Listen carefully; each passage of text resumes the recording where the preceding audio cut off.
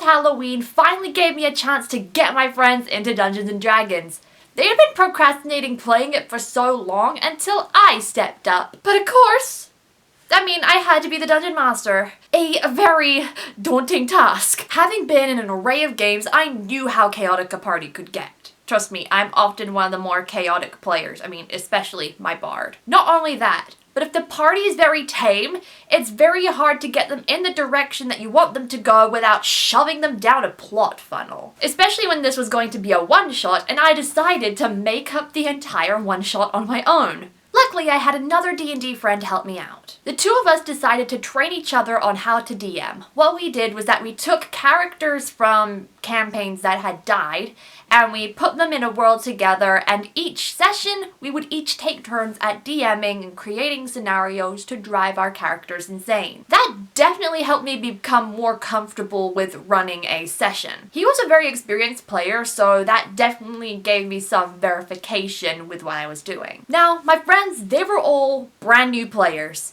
All they really knew about Dungeons & Dragons was that you roll dice. I had to first guide them through character creation. I basically started off by asking them what kind of character that they wanted to be. Whether they wanted to be a spellcaster, a fighting-based class, or they wanted a little bit of a mix. From there, I ended up refining their choices with the certain flavors and mechanics that they might enjoy. Whatever would optimize their experience. The party had an array of skills and they were all at level 6. Then I had to craft the actual one-shot. I wasn't looking for anything too complicated because 1, it was their first time playing, 2, it was my first time DMing an entire party. Definitely no way I was going to make an Indiana Jones style Temple of Doom. Besides, we were playing on the night of Halloween. We had to be spooky. So I decided to go with a classic haunted house encounter. I know, so imaginative, but they didn't know that. This was literally their very first time. The gist was that the party was going to be sent on a mission to find out what happened to a cleric at a town they were staying at.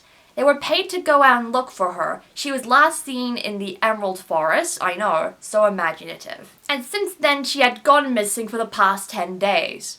So the party, with the cash reward in mind, went out to go find her. Encounter 1.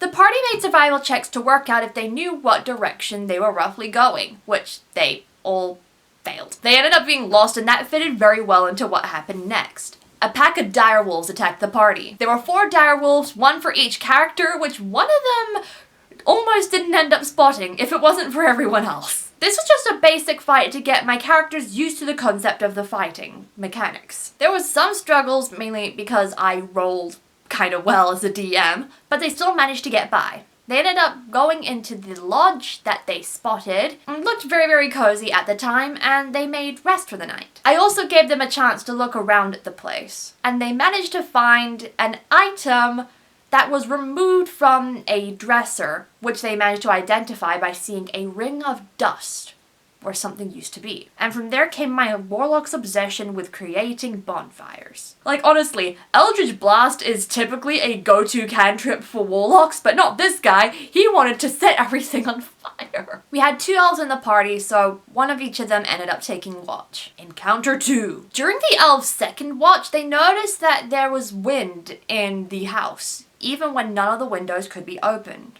But after failing an Arcana check, they thought it was harmless. Luckily, after their rest was pretty much over, I woke them up with thudding coming from somewhere within the house. My character set to investigate, in which they found it was coming from the fireplace. They then unlocked a mechanism which allowed them to transcend down a ladder to a wine cellar. They hear kids' voices laughing, so the warlock decides to flirt with these kid voices, even though they can't see them anywhere because they were poltergeists. Then he ends up making a yo mama joke to one of the kids, and he ends up getting telekinetically shoved across the room and breaking one of the wine crates. They were very upset over the loss of wine.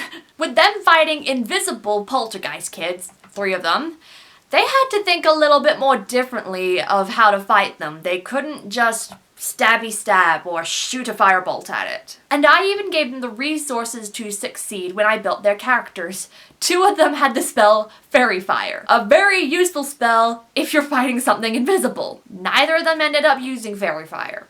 Turns out they didn't need it, as they ended up getting flung across the room and psychically stabbed. The Draconic Bloodline Sorcerer decided to intimidate them. And they rolled a natural 20. Now, that was a good roll. We were also supposed to be finishing soon. We weren't doing the best in terms of time. So I decided, they're kids.